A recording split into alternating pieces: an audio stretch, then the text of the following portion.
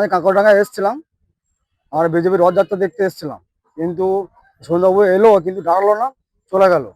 তো সেই জন্য আমরা বারাসাত থেকে আমরা এসেছি, আমার নারায়ণপুর পঞ্চায়েত, আমরা 120টা পরিবার আমরা এসেছি, আমরা এসে তৃণমূলে যোগদান করেছি।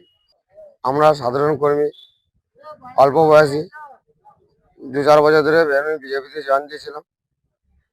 যেভাবে ঘরে মেয়েকে জিতিয়ে কিংবা আমাদের গ্রামে আমাকে বিশ্বাস করে আমাদের বারাসাত পশ্চিমপাড়া হরনারায়ণপুর পাথরের থানা 120টা পরিবার কোনো উন্নয়ন হয়নি।